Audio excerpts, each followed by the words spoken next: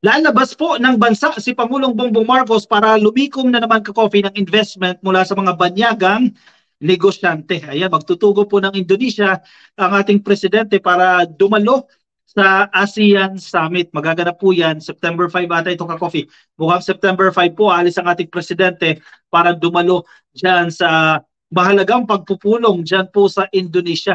At inaasahan natin ito ka-coffee tulad ng kanyang mga pag-alis, tulad ng kanyang mga pagbisita sa iba't ibang bansa sa mga nakalipas na buwan ay makikipagpulong po ito sa mga grupo ng mga negosyante at syempre with an objective na pumasok sila, hikayatin sila na pumunta sila dito sa Pilipinas at dito sila magnegosyo at dito sila mamumuhunan. No? Isa yan sa pangunahing factor, pangunahing objective ng ating administrasyon sa pagdalo dito sa ASEAN Summit. At bukod pa dyan, syempre, dahil isa tayo sa mga founding fathers no nitong ASEAN o Southeast Association of Southeast Asian Nations, mahalaga na nandiyan po tayo sa summit na yan. Gaano kalaki yung delegation?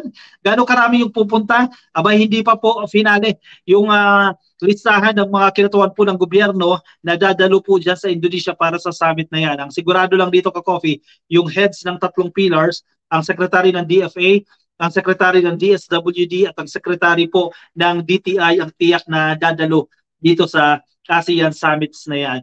Sa balita nito ka-coffee ng Manila Bulletin, PBBM seeks more trade investment in ASEAN Summits. Malaking opportunity na naman ito.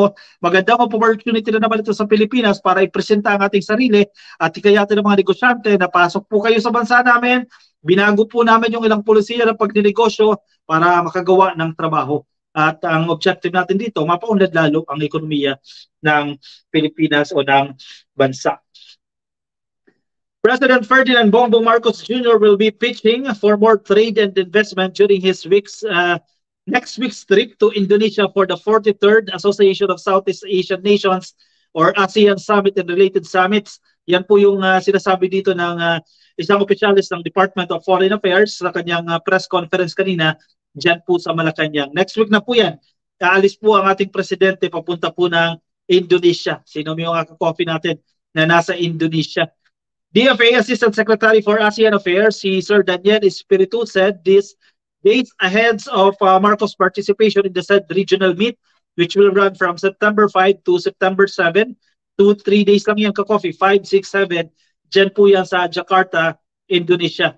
Sa isa pong pre-departure briefing dyan sa Malacanang, Espiritu said the President is expected to attend business events in addition to those planned by the ASEAN. Siyempre, yung summit mismo, may mga agenda yan, may mga nakaschedule po yan ng mga aktibidades, pero bukod po dyan ay ang pakikipagpulong ni Pangulong Bongbong Marcos sa grupo ng mga negosyante. At syempre, kung inyong sinusubaybayan yung mga pagbisita ni PBBM sa iba't ibang bansa, ibit-bit niya rin po yung grupo naman ng mga negosyante dito sa Pilipinas, yung kanilang mga counterpart, kasi sila-sila rin yung mga nag-uusap niya no, na magkakaroon ng mga cooperation, magkakaroon ng mga group investment dito sa bansa. Importante din po na kasama itong grupo ng mga negosyante dyan po sa Indonesia. The President will be fishing for more trade and investment with ASEAN countries as well as external partners. Yan po yung sinasabi dito ni ASEC Espiritu. The President will also be attending events specifically to pitch trade and investment in Indonesia. Dagdag po ng Assistant Secretary. According to Espiritu, Marcos will participate in the ASEAN Business Advisory Council o itong ASEAN BAC meeting. He will also attend meetings with Indonesian businessmen that intend to expand their presence dyan po sa Pilipinas. Bago dumating ka-coffee, bago mangyari itong summit na ito, dyan po sa Indonesia, nagkakaroon na po ng mga initial discussions yan, particular po itong DFA at ang kanilang mga counterpart dito sa Indonesia. One of the companies is WIR Asia, which intends to expand one of its subsidiaries in the Philippines to the tune of 1 billion pesos or 20 million US dollars. This would expand innovations in metaverse and artificial intelligence applications. Ayan, hindi pa man nagsisimula ka-coffee itong summit na ito kasi September 5 pa yan. Parang may mga pledges na tayo nakuha dito na nagkakahalaga po ng 1 billion pesos. Again, ang investment pledges ay hindi pa po yan ka-coffee. No? Hindi yan ibig sabihin na kung nag-invest ng 1 billion, 1 billion ang papasok. Minsan nga, hindi umabot ng 50% yan. Ang importante, diyan nagsisimula yan sa mga investment pledges and then magkakaroon ng mga discussions, magkakaroon ng mga memorandum of agreement hanggang maging totoo na itong mga projects na ito. Bakit kailangan lumabas ng bansa ng ating presidente? Nandoon ang pera. Nandoon po ang mga negosyante at kinakailangan natin makapag-invite tayo ng mga investors na pumasok sila dito sa Pilipinas. Kasi kung magmumukmuk lang tayo dito sa Pilipinas at hindi tayo lalabas, hindi natin mapapalawak yung ating merkado. Kailangan pa rin natin ang pera ng ibang bansa. No? Hindi pa tayo ganoong kayaman. In fact, developing country pa lang tayo at malaking tulong ka coffee. Malaking bagay yung makukuha nating investments mula sa mga bansang ito ka coffee na dadalo dyan sa ASEAN Summit. Particular, even kahit mula lang sa Indonesia, malaking bagay na po yan. PT Pacific Satellite Nusantara. Ito yung pangalan ha.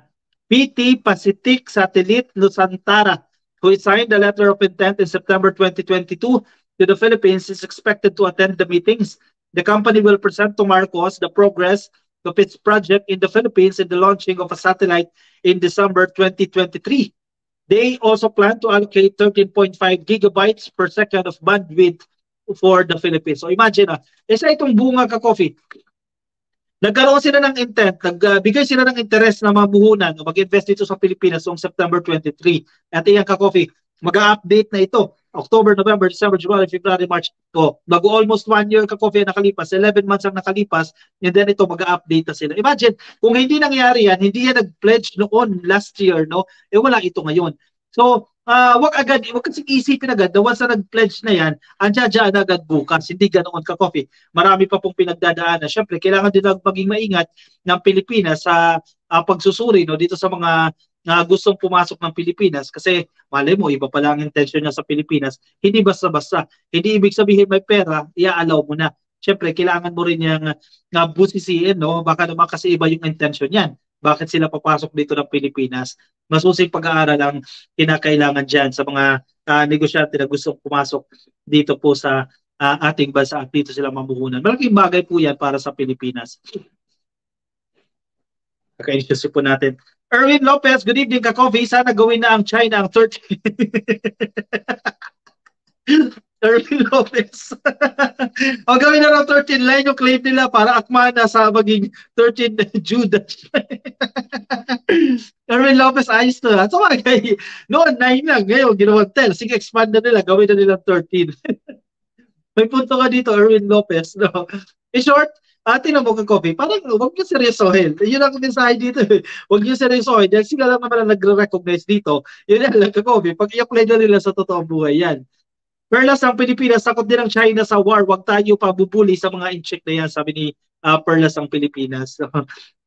Yoli Layugan, kami na nilang lahat, kakabwisit na sila, kakasawa na ang mga checkbang niya, sabi ni Yoli Laguyan. Unfortunately, ma'am, hanggang dito lang muna tayo.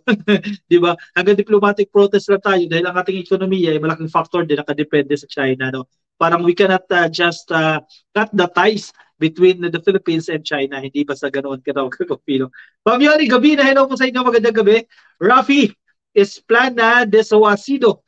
Good evening ka coffee. Breakoy, shoutout po sa inyo. Charilyn Tada, ano ba gusto nilang gawin na mahal na Pangulo? Makikiupo sa kanila sa kanto para makipaglasingan o makikiupo at makikipagkutuhan sa mga walang magawa. Amazing ang utak ng mga nagtatanong, napakababa ng IQ.